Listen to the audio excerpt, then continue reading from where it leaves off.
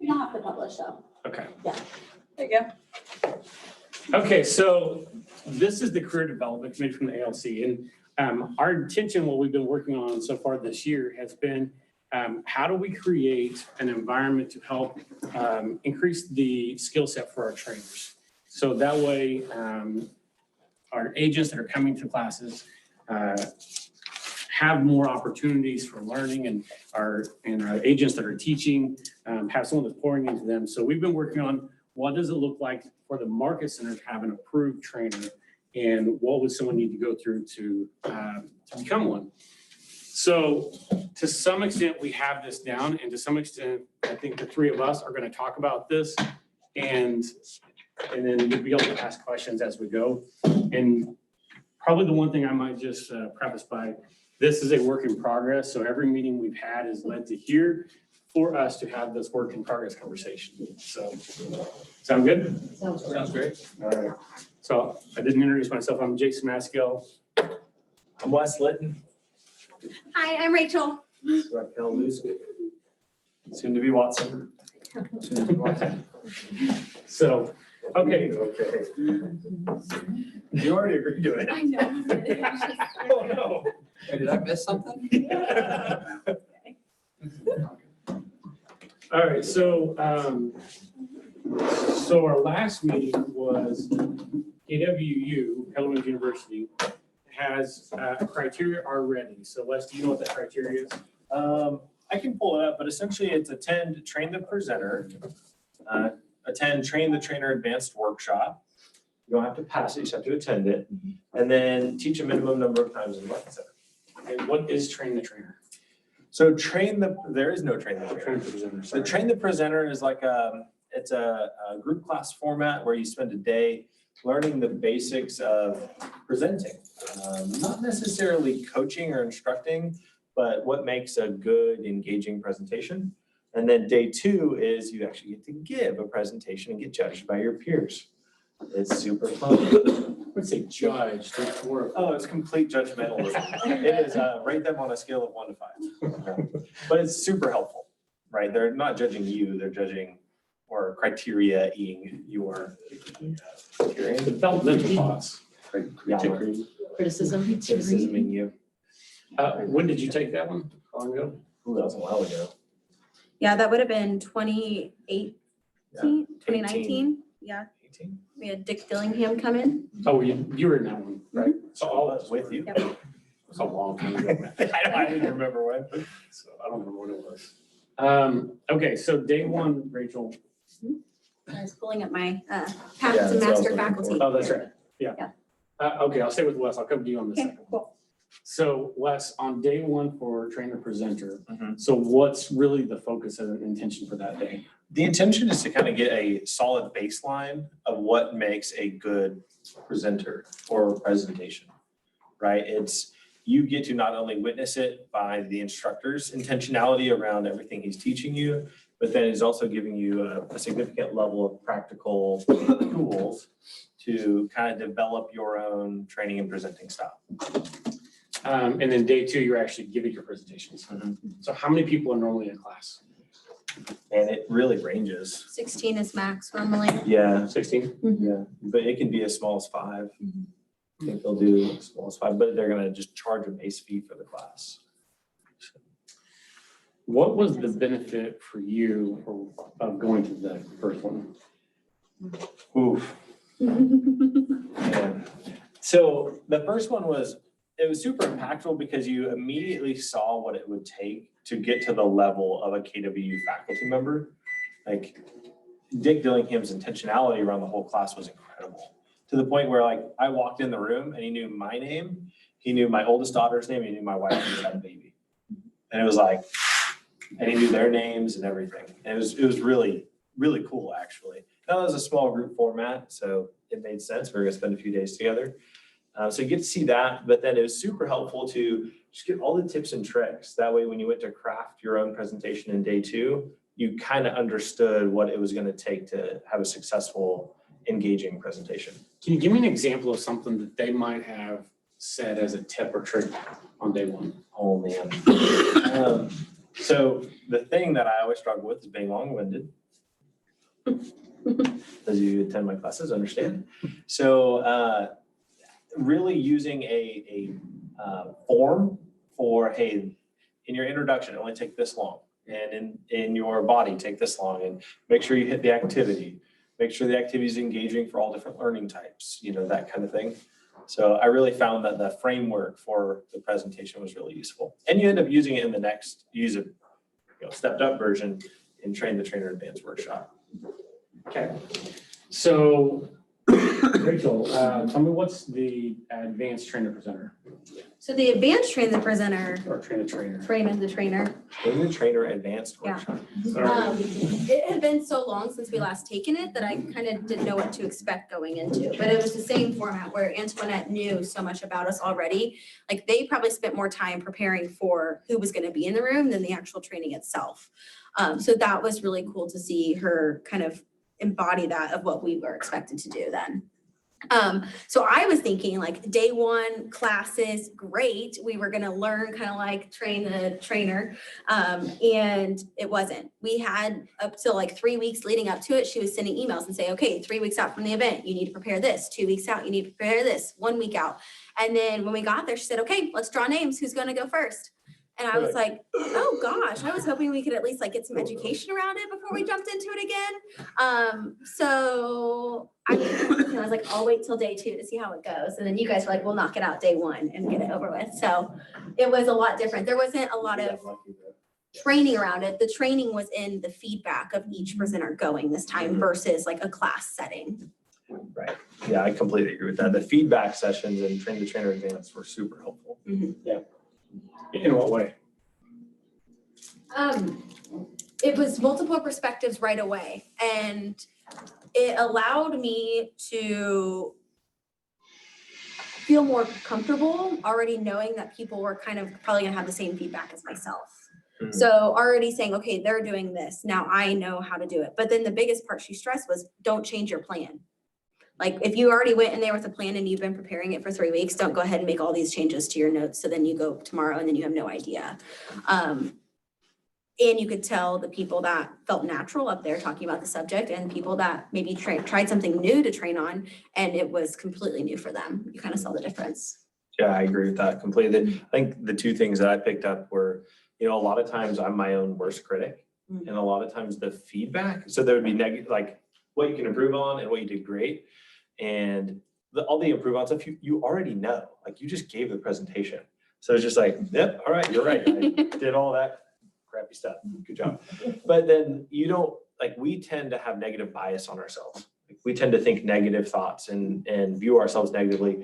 When in that context, then when they get to what you did well, people are, building you up in these areas that maybe you hadn't really thought of that you were proficient at, and encouraging you to step into that. And then to your point, I think I also saw in that course, especially in the feedback, that the people who were really good at the subject matter they taught the subject matter really well.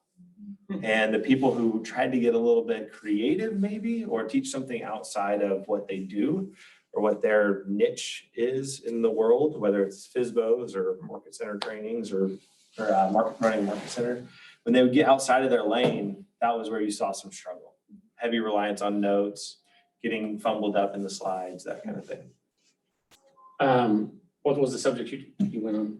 Well, of course, working with Mets, because it's apparently the only thing I can teach. So It's where you're an expert, right? I don't know about that, but I can teach it. Yeah.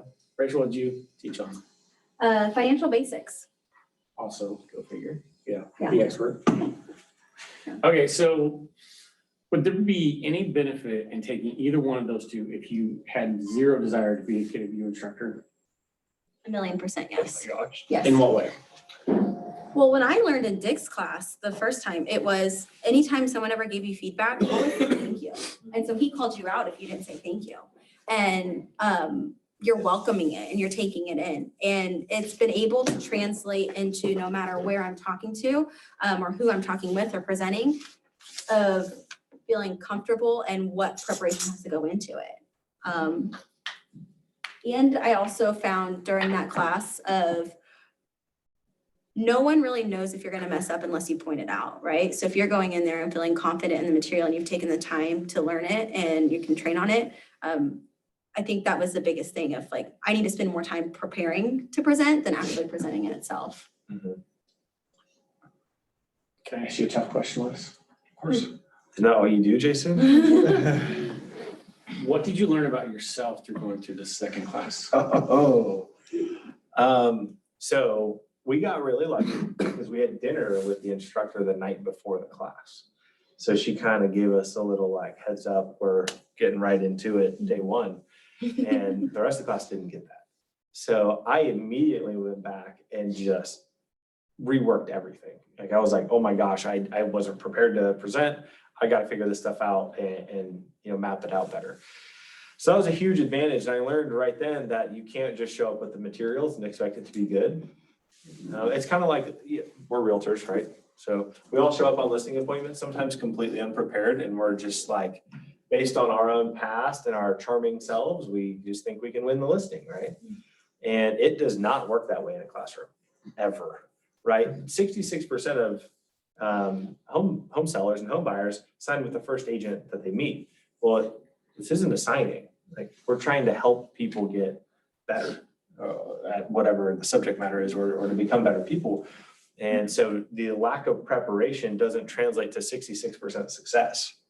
And that was something that kind of hit me. So that night, even after a couple bottles of wine, went back and reworked a lot of it and was able to then kind of present on a smaller subject matter that was really prepared and clean. So you're saying it pays to sit at the hotel bar.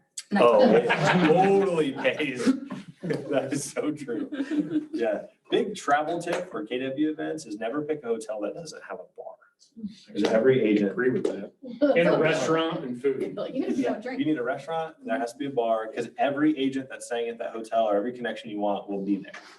It's wild. And stay at the hotel if there's a hotel attached where the conference is, always stay there. What was something that you have changed or adjusted since going to the first one and the second one? How much time I prepare? Yeah.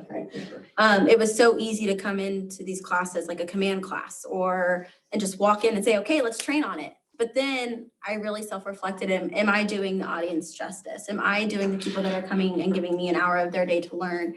Am I giving them everything they should? And is it engaging? Because I can talk about it all day long, but I can have my blinders on because I can get you from start to finish. But did they actually connect with it? Did they learn from it? And what are they taking away?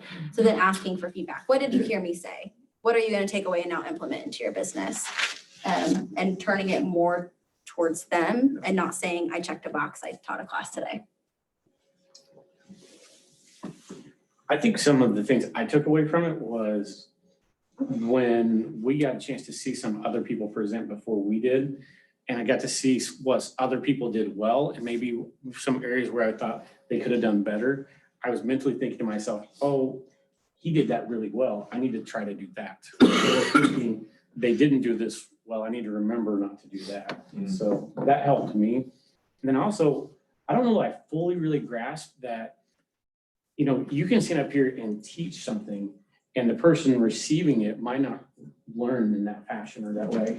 And so sometimes you have to adjust your method for presenting, and that there are more than just one way of standing up and talking. Yeah. I think you're a master of questions. Like you should pride yourself on your ability to ask questions. You ask great questions that are thought-provoking and bring great conversations. And, that was one of the feedback items in my Train the Trainer Advance was ask more questions. And I was like, you're actually pretty good at it. And I was like, when I teach here, rarely do I ask questions. So I've really incorporated that. But I mean, that was something that you got up and you were asking those engaging questions and getting that learning style really engaged. And then you were able to bring it to activity as well, which is a whole different learning style. Thank you. And when I feel uncomfortable, I default to whatever is comfortable, and that's my comfort zone. Question? Yes. Well, stay there. You're great at it. Okay, so what is it, just to this point, and we're going to keep going past these two classes, that those out here should absolutely know about these two classes? what's one or two things you want them to absolutely walk away and learn about these two classes? If you wanna go ahead. I was just gonna say, we've taken a ton of KW training, like almost any class you can take, I feel like at this point. These two are in succession, of course, so they are some, if not the best, some of the best training maybe out there, period. You know, I have an undergrad degree in business with an emphasis in real estate, and let me tell you, that didn't help me near as much as getting wrecked trying to present to a group of 17 people, right? Because the lessons I learned in that pressure cooker situation translated to all kinds of skill sets inside of, you know, coaching agents and teaching and listing presentations and all that. I think they're just some of the best. They're hard, but they're some of the best. Whenever you go into the class, one, it's gonna be intimidating, probably when you're going into it, because it's a group of 16 people, so you're not gonna be able to hide. I know when I took it, I was right at the beginning of KW, and I'd been there maybe a year, and here I am presenting a 10-minute conversation in front of Adam, Dan, Jen, Carrie, all of you guys. It's like, how am I supposed to show up? One of the things Antoinette said, though, it's not a pass or fail. It's a move forward or retake. And so be resilient in knowing that you're not failing at it. You're just gonna retake it, and then you're gonna keep taking it until you get the go ahead to move forward. And I thought that changed my mindset a lot of, man, I didn't fail. Now I have an opportunity to be back in that classroom again with 15 other individuals who are not afraid to do the same thing and step out of their comfort zone with me. On that, Can I ask a question? Mhm. What classes are you referring to? So it's train the presenter and advanced train the trainer workshop. Train the trainer advanced. Workshop. there it is. Are they sequential? They are, give me just a second, I'm gonna circle back around to that, okay? Okay. So is there anything, Wes, that by taking these, it helped you in your listing presentation or buyer presentation or with your clients? Yeah, absolutely. I've been the classic, like, tell them and then sign them, right? And I think that works really well when it's a come list me.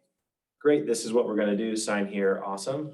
When it's not, and it's a competitive listing, then you need to start working through some of these other learning methods. Because if I just tell you, you know, I'm the best agent, sign with me, you know, that's not gonna be too helpful. If I help them self-discover through some version of an activity or bringing them through, I like to use like the used car, like story. So in my listing presentations, like, well, you know, what if all this inventory comes back on the market and, you know, isn't the market going to tank? Whatever their deal is. It's like, well, it's not like used cars that are just sitting in football fields with chips. So, you know, you can move to like storytelling a little bit, which was a piece of Train the Trainer Advanced. And then you can tie it back to, you know, your point, and then you can ask questions around that. So you can use some of these multiple learning styles to get someone to self-realize whatever it is you're working toward. So I've used it a ton. And then of course, incorporating actual materials. So I used to go on listing appointments with just the paperwork. I did that for 4 years. And now we actually have a built out seller packet that we bring. We're able to walk them through visuals and that kind of thing. So, but I think I always say you should do it. And I'm like, why? I can just sign up. Yeah. I love that. So what we're talking about is creating to some extent, I'm going to say maybe a standard of what we're wanting to see for the market center to step out and say, these are our approved trainers. Not to say other people won't train here. Just if we created a group that we had poured into as a market center, you know that when one of these instructors are teaching the class, that it's going to be a great class. And that's our intentions behind this. So the first class is train the presenter, train the presenter. It is our intention to bring it in the area. Do we have it scheduled yet? I don't believe so. Okay. It's hard. Just so you guys know, there's only 3 trainers in the entire company of over 200,000 that are qualified to train either of these courses. So it's not like this is a regional win with buyers. It's It's really specific. It's hard to get. So when we do get this, it will be a limited number of people that can attend because they max the class out, and there is a cost associated with it. So, so it is our intention to try to get those that are on this path of being market center approved trainers in this class when it comes. And we might not be able to get all of them in the first class that comes. Yeah. And that's our intention, right? Yeah, yeah, I think this class, regardless if it's real estate or not, like you can translate this into anything that you're doing. And that's the coolest thing about this class, whether you're running a business networking group or you're creating some sort of community group at your church or wherever, this will translate into all of that and be able to present. So I think we have people that were at the first class that now want to take it for the second time. So we'll have to get that. And then we have the beginning class, which that we'll see who all can teach it up there. But I know that they're back on the road. So now that's the benefit of it. And then the second one is Train the Trainer Advanced Workshop, that one. T3AW. So you do have to take the first one first to get to the second one. Now, the first one, I don't believe it's a move on or take again. I believe it's just take the first one and go take the second one. So besides those two classes, and I spent a lot of time on those, what else to become a market center approved trainer? You have to teach at least once a month in your market center. So you have to commit to at least one course a month. Now, the way it's defined is it's not just any course, it's a KWU course. So Ignite qualifies, the lead gen series that is wrapping up here soon. There's a few courses that actually qualify, and there's a lot that don't. So if someone is on the path to becoming a market center approved trainer and they're not there yet, and they're just on the path, are we thinking that we want them to teach any class first, and then once they're an approved trainer, then only KWU once a month? What's the thought or strategy on that? well, And is it still in discussion? KWU's intention is that you specialize, right? So you can get all the way to master faculty like Gene Rivers, and all Gene Rivers typically teaches on is lead generation, right? Like that's his thing. By the way, he's got a huge class in Arkansas he's teaching next week, I don't know. week after that. Oh, really? Yeah. So yeah, we weren't invited. They invited Joplin. No. Yeah, but you're totally welcome to register because it's technically open. But yeah, so he's going down there and it's just lead generation again. Same class he's taught 6 times a year for 30 years, you know? But so that's their idea is that you would become like an actual professor, super proficient in one narrow focus. And whether that be, again, FSBOs or listings or whatever it is, right?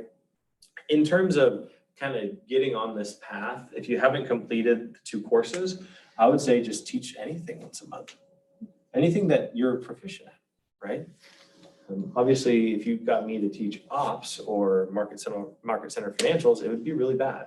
You know, so I would teach something agent related or, you know, like listing related. Right? Yeah, and I think if you want to teach a class and you're wanting feedback, so it's really hard to see, but this was my lesson plan from Train the Trainer Advanced. So we had to have all this done and sent into her at the very beginning. And so you're talking about what is the objective of the class that you're going to teach? What are the benefits of this class? Your introduction, your activity instructions, questions and discussions, like what questions are you actually going to ask everybody during it? A story and your closing. And so if you're wanting to be on the path to this would probably be, if you're going to teach a class, ask for a blank lesson plan so you can create it. Because this is essentially what you would want to use. And now when we get to take it again, we already have our lesson plan done. So that's the benefit of it. But if you're going to teach a class, this would kind of help get you on that right path because you're going to have to do that in each of those. And I think, correct me if I'm wrong, I think we talked about being a market center approved trainer that you would turn in your lesson plan prior to teaching the class, right? Yep. Yeah. Can go over that with either you, Wes, myself, someone. Back in the day, you couldn't even teach a KWU course in a market center if you hadn't already been a market center approved with the 2 courses. Oh, wow. So not that I think that's a standard we should uphold because we teach so much and we have such a huge volume of training going on here. But it is interesting to think that once upon a time, to even teach a KWU course in a market center, you had to be a market center approved trainer. And your TL or I don't know, whoever would actually monitor that. again, once upon a time, there's probably like 3 market centers at that point.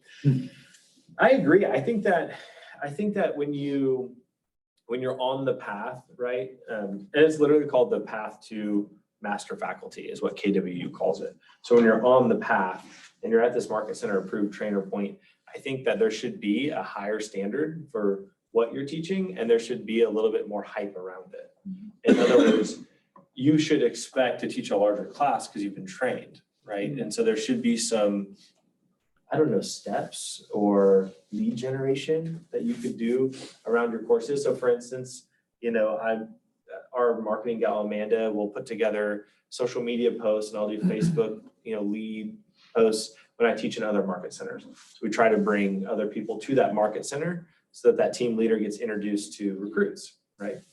And sometimes we'll do like a $10 cost and it gets donated.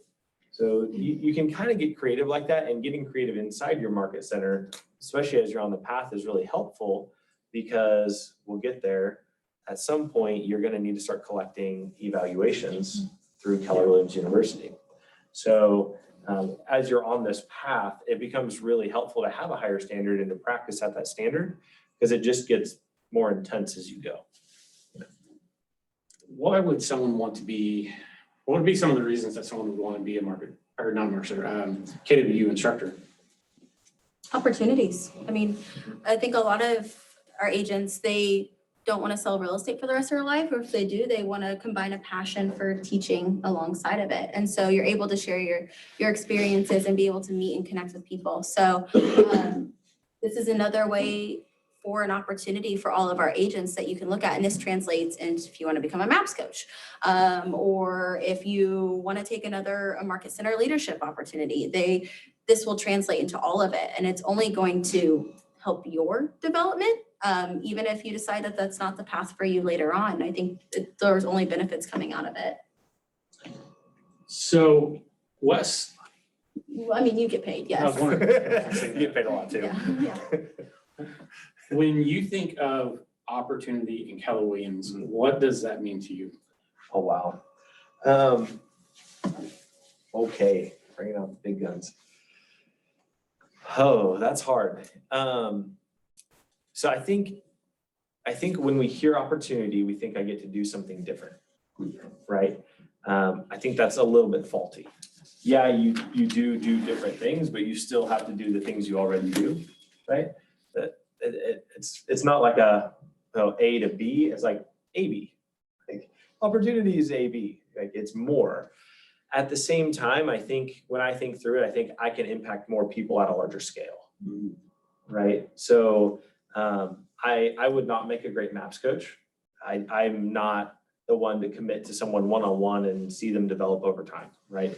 It's also why I'm not very good with rental real estate. I just don't love holding on to the same property, right? So I acknowledge that about myself. But one to many, I think that's the path that I enjoy, because I'm able to pick a niche, specialize in that, teach it at a high level, and give someone, at least an attendee, something to walk away with that they can implement in their business or their life that would, get them further down their path toward opportunity. So when I think opportunity, I tend to think of how can I impact lives at a larger scale, not necessarily the more money or whatever it is. The interesting thing is the more lives you impact, the more your life will be impacted. So you'll get more opportunity, right? So, and Keller Williams is entirely built around, if you give a high level of value at mass, you will receive value, right? I mean, it's the whole company's built that way. It's the same with why do we have teams? Well, because if we can list a whole lot of homes, then we'll end up getting more listings. Like as silly as that sounds, it's like, that's how it works, It's funny, that's actually the go-giver, that's the law of value, Yeah. right? Yeah. It's good. Yeah. And I think KWU and MAPS specifically are built around that. You become the person that they're seeking opportunity to partner with versus you trying to go and partner with them. Yeah, I could call 20 market centers tomorrow that are terrible and offer services and offer to buy in and whatever, and they'd be like, yeah, because they don't know you, they don't see you bringing value, right? But then when you are bringing value, like a Gene Rivers, all of a sudden market centers are ringing your phone to be like, buy us, fix us, put a team here, like do all the things you can do to make more money and help us, right? So I just think that tends to be how it works in this company. It's interesting. Rachel, how about you? So in thinking of opportunity in Keller Williams, what does that mean to you? Can I tell you a story on Rachel, by the way? Oh gosh, here we go. I remember when Rachel started. Rachel is like one of the most driven people I've ever met in my life. And What? Rachel told Travis one day, she's like, I'm gonna take your job one day. One day I want your job. And then we were up here in that last time, and Rachel told Dan, one day I'm gonna take your job. I love that, by the way. So Yeah. speaking of going after opportunities. At Mega Leadership, Dan allowed me to be in the RD room with him. So that was really cool to join that. And they said, I want MCAs to start becoming OPs. And I turn around and Matt Green, who's director of growth or something for KWI, I said, see, I told you I can take your job. And Matt just started laughing. And Mark King actually said MCAs would be better OPs than them. So I thought it was funny. I think Wes makes a really great point of just because opportunity doesn't mean you get to stop what you're doing to start another thing. And I think that's been the hardest thing for me is you hear opportunity a lot and you think, okay, now I can transition and this is going to be my one thing. But what I've learned is that you have to have great people in your world in order for you to have those opportunities. Because if I'm saying, no, I'm going to go ahead and do this thing's like the market center still has to be taken care of, right? Like I said, hey, Dan, I want to become a MAPS coach. Great. And the market center still has to run to the level of expectation I'm leading to. Great. Now I have to succeed through people that way. And what does that look like? And that was a hard thing for me of saying, okay, I can't just stop here to focus on this. I have to learn, I have to make sure this is up and running before this. So that's been hard. And previously I used to say, I wanted to say yes to every opportunity that came my way because I never wanted to miss out on anything. And yet then I found myself getting stretched too thin that it was really hard to even do anything well or at the level of what I'm setting my standards for. The really cool thing about KW is that you can do whatever you want. You can invent a company and they can go to you and say, hey, I have this. Like somebody that is inventing a company to run errands for agents. And they said, hey, KW, I'm inventing this. And they said, great, how do we partner? You can become a trainer and you can go and talk to all these market centers and impact all these different people. And you have the opportunity to travel and you get paid for it. Like a Brinley Tucker, right? She's traveling everywhere and getting paid for it, which is awesome. The opportunities are endless and yet you have to know what you want. Yeah. Also what you want changes, right? Correct. Like I was on staff at our market center and had my second kid and our team was taking off. And I was like, what I want, the path I thought I was on and thought I really wanted, that shifted. You know, I had a second kid, a whole life event. COVID was hitting at the same time. And it was like, okay, this is a different world we're entering. And this isn't the path that I want to be on right now. And so I was able to make that switch. And you know, the funny thing is the people in this company that lose are the people that just don't own it, right? They're the ones that make an excuse or whatever. Like making mistakes or changing paths or saying no to an opportunity is totally okay. Yeah. Like it's totally okay. As long as it's not like, well, it's Jason's fault that this didn't work out. It's like, Might be true, but Wes, own it, you know? It's like if I say, at the time I was the ATL and I called Dan and I just said, we're having our second kid, our team's blowing up. I need to be both back at the team and back at home more. I can't do the 60 hours a week anymore. And I just called him and I said, you know, this has been a great opportunity. This is a me problem, not a you problem. Like it's me, it's not you, right? Owned it and just said, I'll still support the market center. I still want to pour into our agents. I just don't need the official title anymore. I'm giving up that opportunity to come over here. And Dan's response was, great, cool, do it well. And what's interesting about that is, so does that mean you no longer introduce new people to Keller Williams? Oh gosh, no. And what's one thing specifically that by being in that role provided an opportunity for? Being in that role was literally just recruitment, right? And what opportunity did it open up? There's one big one. Oh, which one are you picking? There's a couple big ones. I mean, the partnership with Dan, actually. Okay, Right? Veris Network wouldn't have been formed if I had never been on staff. okay, so multiple opportunities. Yeah. And then ownership That's what I was in the market center, you know. That was a unique one, you know, we just was recruiting and then continued recruiting and continued teaching and continued gaining influence to a point where it made sense to make the investment. I'll be honest, the investment's okay. It's not great, like in terms of return, you know, it's really more of a commitment to a company and you get a small percentage back, but I got rental properties that outperform it for sure, you know, and those don't take my energy, they just have a property manager's energy. So, yeah, but it's still a huge opportunity because it's an influential platform. Again, it's about how do you continue to level up so that when you have the opportunity, you can influence as many people for the good as you possibly can, right? And so that one runs through my mind a lot. Even when I'm like really burned out, I'm like, I don't want to do this anymore.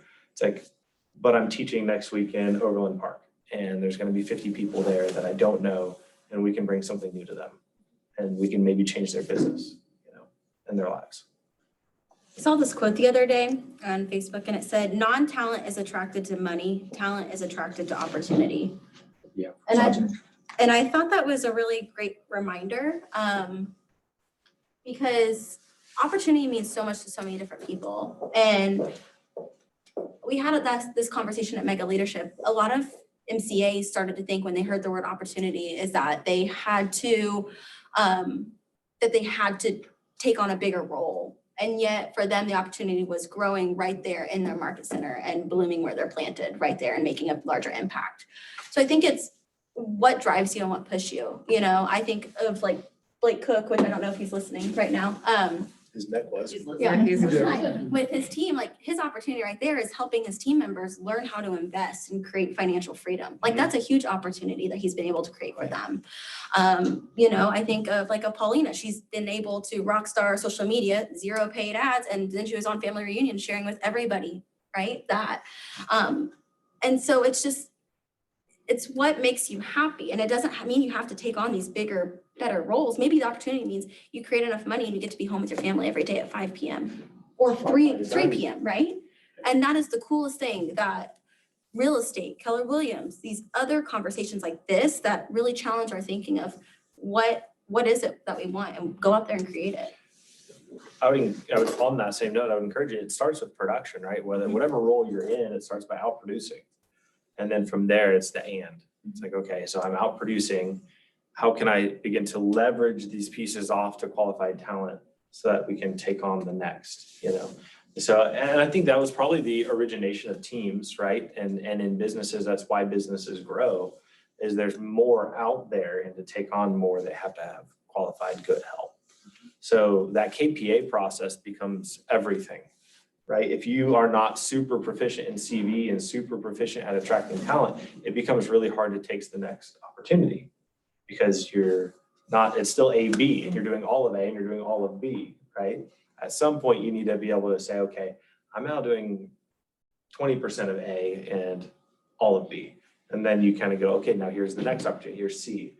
You kind of got to find that talent to take on those other roles. So that CV, I know we beat it death, but it's such an important factor in all of this.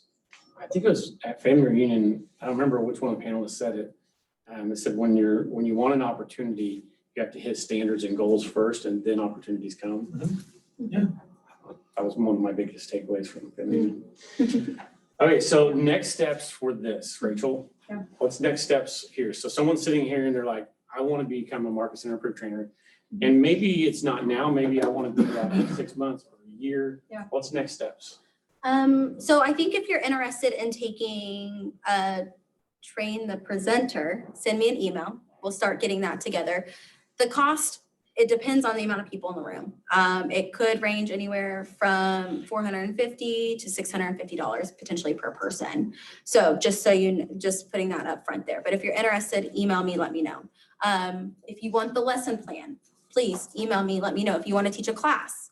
I think the whole purpose of this is we need to see who's interested, so then we can start getting a group together or bring it into the committee and say, okay, here's what we're doing. Because I think we covered a lot. And so some of the people may be like, I heard last class that they love the opportunity conversation and they go, tell me more about these opportunities. So if that's you, tell us, like these two could definitely sit down with you and just explain every opportunity out there. But next steps is if you're wanting to start training, let us know. We have Regional Ignite coming up, which really cool thing. There's 5 people from our market center teaching Regional Ignite out of like 20 classes. And there's 25%. there's Wow. 31 offices. And how big is the region? 6,800 associates, I think. Wow, Think about that. That's crazy. And all those people were selected because they were able to go through train the trainer, train the presenter. they were market center approved trainers. So if you're interested in teaching, send me an email, and then we'll start working on a lesson plan. Our goal is to be able to create these lesson plans for all these classes.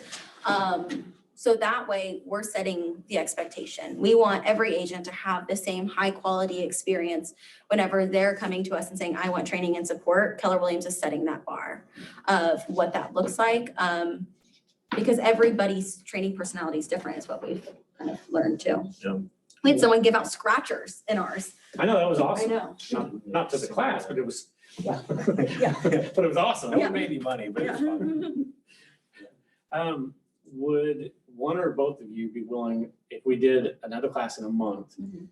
would you come and us go over maybe doing an outline for your class, like a lesson plan, and us working on something like that together to teach how you do it? Of course. Okay, would that be beneficial? Also, the KWU materials are in that outline format. So I don't know if you noticed that, but as I was teaching through the whole working with vets, which is daunting to get 4 hours of content in 2 hours. So forgive all the instructors that taught lead gen because it was damn near impossible to get 72 pages in 2 hours. But with that being said, it's still formatted the same way as the KWU lesson plan is. Mhm. So I thought that was kind of interesting. That there's a proven formula and a model out there. All right, so does anyone have any questions for either one of them? 2, who are the current Market Center approved trainers? You said there's 5 of them? So the people that are teaching Regional Ignite are myself, Wes, Monica, Jason, and Dan. Nice. I don't know if you all have been informed, but I saw on the list. How exciting. So we're all training on different topics that we're starting. Regional Ignite will start next month. So if you haven't been through Ignite, this will be the perfect time to go through it. David Broso is kicking it off in session 1, which is our regional director. So, Awesome and played in the NHL. and we would love feedback on what the expectations would be to become a Market Center approved trainer. Nice.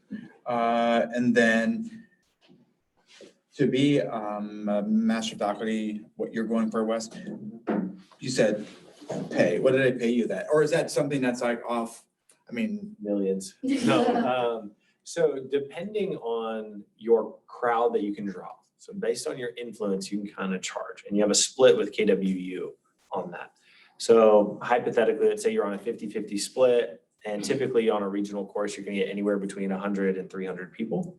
And typically it's about $199 to enter. So you're getting about $100 a head for typically a 2-day class. And that could be anywhere from about $10,000 to $30,000 per weekend. that's crazy. So, and you can travel throughout all the regions, all 32 of them, and teach. So do you remember when she was telling us, when you go before them to teach, like your final interview? Oh, So tell us, what did she say that was like? oh. So they call you a bunch of people and they say, here's the time frame you're gonna come and interview for us. Yeah, I'm hoping I can do this next family reunion, by the way. Yeah. I'm on the path right now, but you literally sit in front of all the KWU instructors, and I believe, is it Mo and Gary? Or Carl? Carl was in the last one. Yeah, I'm I not, don't know if Gary was in it or probably not. 2 surprise execs. It's like literally all the KWU master faculty and a few of the Keller Williams executives, like top chairs of Keller Williams. And you have to present a full course, and they judge you and decide whether or not you are going to qualify as master faculty. So did she say that they just stop you at some point in time? Yeah. They don't tell you if it's good or bad. They say, okay, we've seen enough, thank you. And then you leave. And you have no idea how much. So, I get nervous thinking about it. I had a dream about it a few weeks ago. But you had to go through that, or To become No. master faculty, are you? I'm hoping to. Gotcha. So Yeah. there's Market Center approved trainer on the sheet, then there's a KWU approved instructor, and then it's like master faculty. So a lot of people don't go to the master faculty. I think there's a handful of master faculties left, or in Right. the company right now. So a lot of people stop at the KWU, which you could still get paid for as well.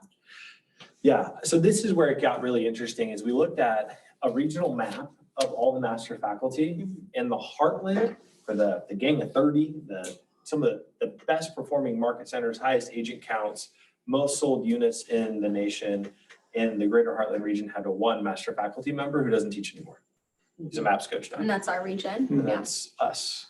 So we kind of saw this opportunity and we're like, why? Like, we are literally kicking the snot out of other markets. We're the number 8 market center in closed units. And we have no representation on a national level inside of the training of Keller Williams. I don't know that I've ever seen so much opportunity at one time. And I don't just mean KWU, I mean, all over. Rachel, you're part of MAPS coaching. Mhm. They have more coaches or more clients Well, MCAs have more coaches. as a whole? They have more clients than they have coaches. I mean, Oh, I mean, Monica got approved and one day she got 7 new agent clients in one day because I there was had that no many. idea what I was doing. Solid. I'm not telling that story. Yeah. But it's doable. Yeah. We need Jason's list of questions over here. I got a chance to listen to her first call, actually. It was He got to awesome. critique me and it was very intimidating. She did awesome. What was it that you said there were more agents than coaches? As in, we have more MAPS clients than we have coaches to service them. Yeah, so there's hundreds, like 400 and some odd coaches, and there are thousands of clients. Are there that many? I thought it was 200 something. And normally, I think on the last depending on one- your agent coach versus leadership coach have different standards, but you can have anywhere, probably on average, 30 to 40 clients. Full-time, Yeah. Which makes great money. I mean, that's 200,000 or so, 250. 250. if you For have- someone that's not an executive coach yet. And that's what you were full-time for a year or two, He's correct? back in it now. Are you back in it? He's Maps a coach. MAPS Congratulations. You stopped away for how long? About a year and a half, 2 years. Okay. Nice. He's back in it. So, if you guys email me on the lessons plan, because I know some of you have already done it, I'm teaching. responded. It's easy. I teach Regional Ignite on May 10th. So at that point, I'll have to do a lesson plan. So if you email me and say you want to learn more about the lesson plan, I'd be happy to kind of sit down and we can all kind of walk through it as I create my own, because I'm the second one teaching for Regional Ignite, so. Oh, lucky you. Yeah. So I'd be happy if you email me, I'd be happy to let you guys join in as I'm creating my lesson plan. You guys have any other questions for him? Pauline? Can you be a MAPS coach and be in production, or you can? Oh, hell yeah. Mhm. It's a great combo. I You think get a lot of referrals. agent coaches, you have to have a minimum of 30 clients, I think, Yes. Yeah. because leadership is 15. So as long as you, and when it says minimum clients, it's for like the benefits of being a coach. So like when we had the private mastermind with Gary, you had to hit that certain minimum before you could go. But they try to get you to that point in a certain amount of time. But yeah, you can be a coach and be an agent too. You have to have 2 years of production where you do 75 units or more. 75 units or more It's like my MAPS coach. consecutive, or just in your whole career? I thought it was I consecutive. think it's past 2 to establish some sort of consistency, I think. It would be really good to have a small team, at least an admin and some sort of client support to then take on that additional role. My coach, Yeah. Like Right. agrees. In full transparency, even at 15 clients and still trying to run a full-time, like being on Veris, it's very challenging. So like time blocking you have to follow it, because what you don't see is like you're on a 30-minute coaching call and then you have to record notes and you don't get paid unless you record your notes. And then it's like this whole back end unless you have an admin that does all of that for you. So knowing it's not just I get to show up and coach people, it's like there's a whole other I got portion of sidetracked. it as well. Yeah, and some people For sure. hire a VA to put your notes in for you. Like Jason. Yeah. I love to interrupt Monica's coaching calls. I love it. So My focus is next level. keep this in mind. If you have 30 clients, that's 15 hours of coaching. And per client, you're spending a minimum of 30 minutes preparing, right? 30 minutes to an hour per client. So that's another 15 hours of minimum of preparation. So there's 30 hours, assuming you're efficient at it. And then on top of that, you have calls with like your head coach, and then you have to work on coaching too. So It's a full-time in itself. it really is an easy 40 hours a week if you're at 30 clients, easily. I think they did that so the coaches, it would kind of be their one thing. It would. It was, and I was actually, when I was first with MAPS, I think the minimum was 10. And they found the coaches that would carry a higher load of clients had a better coaching skill set. And so the coaches that didn't carry a very high load, they just couldn't get their skill set up. And so they struggled sometimes, Oh, so. for sure. Definitely. If you want to do it. You would be amazing at it, by the way, so. Me? Yeah. Oh, So. thank you. That's very nice of you. Where is Regional Ignite? It's gonna be on Zoom. So Ashley and Nicole are finalizing the calendars for it. But it will all be Zoom, so we'll probably be streaming it down here that you can join and be a part of. I think, yeah, well, I mean, it's almost like every day that they're teaching, so that would be hard to. I know. Way harder to teach on Zoom, by the way. I think ours are not live when we record it. I think it's pre-recorded. He said that he was gonna do it live and have a handful of people in the room, so there was some energy. Oh, great, okay. Look at that, surprise. So many Oh, I'm sorry, no, surprises. I'm sorry, not live. You'll have people in the room, not, Oh, gotcha, okay, he was leaving the ability that there was something he needed to edit out. gotcha. Any other questions? No. Okay, so if you have an interest, and next step, email I've gotten Rachel. probably 10 emails so far, so please send me an email. I would love, and then you can join the lesson plan part. Jason's done a phenomenal job with his committee of trying to bring one excellent training to our market center, and how do we create the same experience for all of our agents, since we are the #1 training company in the world, bringing that here. So, And I would love to have more MAPS coaches and Keller Williams University instructors out of this market center than any other market center. Amazing. Can you imagine the level of impact we would have when a new agent wants to join? Exactly. We all remember what it was like as a new agent. Like you're like getting dressed was hard. Like what do you wear? Let alone like how do you pre-fill a contract? You know, like I still can't figure out dot you sign dot with. He doesn't even know. Oh, his- apparently, you know, it's like That's true. if you had that level. Leverage-ish. If you had that level of instructors and influence, like it would be incredible. It'd just be nuts. It will be. Will be. Yeah. All right, guys, thank you. Thank you, guys. Mr. Masseyville? Yeah. Right, good. Straws. Like, they're like pickled fries, sort of like, they look like fries. I'm waving at My life just became fantastic, pretty sure that. That'd be weird. It's on my way home. Staying here, but I do nothing. Came out here. What are you doing? missed out half of it. Missed out on half of it. 85 minutes. You keep your goods.